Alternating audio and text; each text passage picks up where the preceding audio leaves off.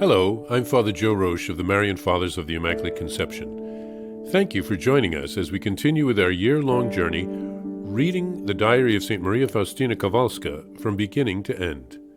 Today we take up from where we left off, beginning with diary entry number 129. Satan always takes advantage of such moments.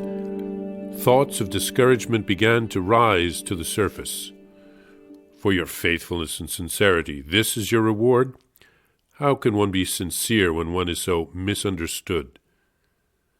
Jesus, I cannot go on any longer. Again, I fell to the ground under this weight, and I broke out in a sweat, and fear began to overcome me.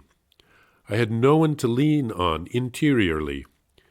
Suddenly, I heard a voice within my soul. Do not fear, I am with you. And an unusual light illumined my mind, and I understood that I should not give in to such sorrows. I was filled with a certain strength, and left my cell with new courage to suffer. Nevertheless, I began to grow a bit negligent.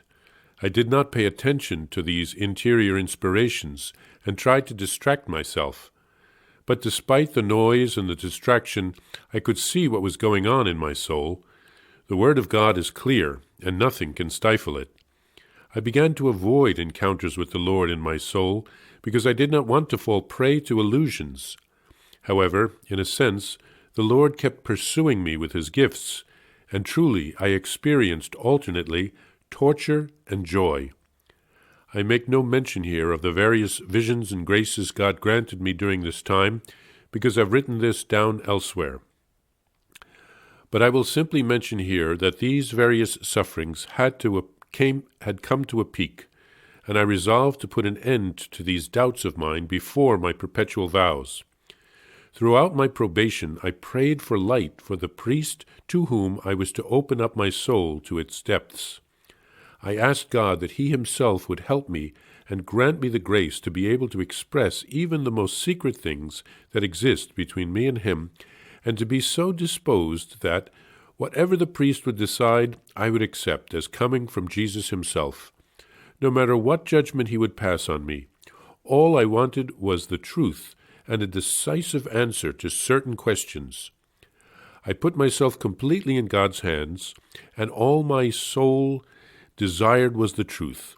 I could not go on living in doubt any longer, although in the depths of my soul I was so very sure that these things came from God that I would lay down my life for this. However, I placed the confessor's opinion above all, and I made up my mind to do as he thought best, and to act according to the advice that he would give me. I looked forward to that moment, which would decide the course of my actions for the rest of my life.